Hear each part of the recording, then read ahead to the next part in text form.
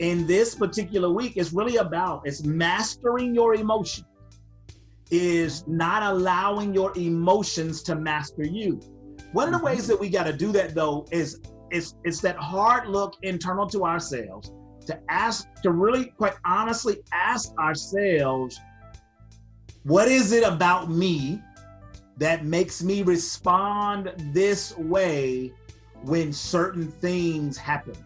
Because quite honestly, generally, we're going to respond in the same way until we begin to master our emotions.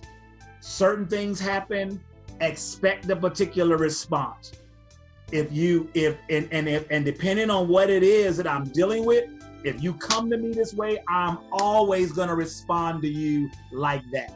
So we have to ask ourselves, what is it about me that I respond in a particular way about a particular thing?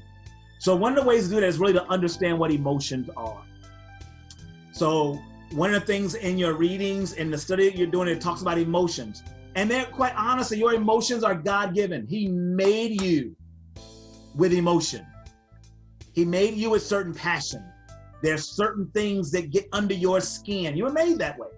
And so there are God-given feelings of pleasantness or unpleasantness, because every time a particular stimuli comes, your reaction is not always a bad reaction. If the stimulus is a pleasant stimulus, you're going to generally react in a pleasant way, but it's still an emotion. Love is an emotion, but your love for a thing, my mom said, if you deal with her cubs in a certain way because of her love for us, you're going to get a particular kind of response. And so my love may elicit a response that's not pleasant, and in the same way that my love may elicit a response that is pleasant. So an emotion can be a pleasant response or an unpleasant thing, a feeling, but in either way, it's God-given. The Bible says anger is an emotion, right? The Bible tells us, though, to be angry and sin not. The anger is an emotion that is in you, but how you react once that stimulus angers you, you still got to figure out how to keep your reactions under subjection.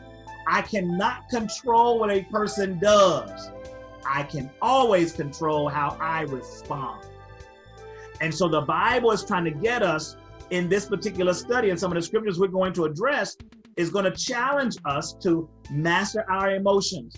How do we respond? Quite honestly, if I learn how to respond strategically, as opposed to always responding emotionally, what I'll realize, what will actually begin to happen is I will win more times than I lose.